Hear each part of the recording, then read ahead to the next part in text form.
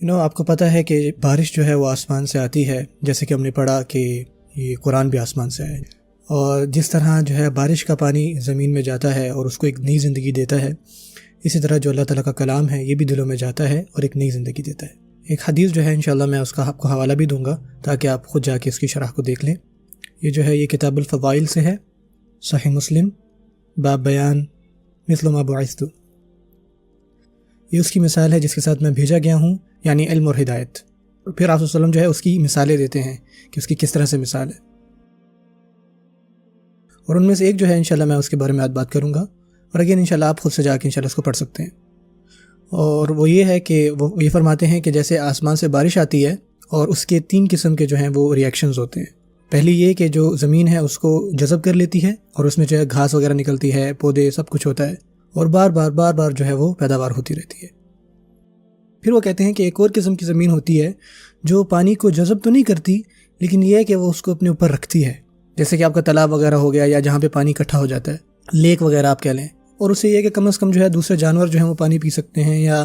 اور لوگ جو ہے اس کو اپنے استعمال میں کسی نہ کسی طریقے سے لے سکتے ہیں۔ یعنی کہ وہ زمین خود کو کوئی فائدہ نہیں پہنچاتی، لیکن یہ ہے کہ اس سے دوسرے جو ہے وہ فائدہ اٹھاتے ہیں۔ پھر وہ جو ہے وہ تیسری قسم کا زمین کا ذکر کرتے ہیں جس کا کوئی بھی استعمال نہیں ہے، نہ وہ پانی کو جذب کرتی ہے، نہ اس کے اوپر پانی رہتا ہے۔ اگر پانی اندر جذب ہو بھی جائے تو اس سے پھر وہ اس طرح کے کانٹے دار پودے نکلتے ہیں جس کا کوئی فائدہ نہیں ہوتا۔ لیکن آپ صلی اللہ علیہ وسلم جو ہے یہاں پہ اشارہ لوگوں کی طرف دے رہے ہیں۔ جب اللہ تعالیٰ کہتے ہیں وَالسَّمَاءِ ذَاتِ الرَّجْعِ وَالْأَرْضِ ذَاتِ الصَّدْعِ، ٹھیک ہے یہ آسمان کی طرف اشارہ ہے،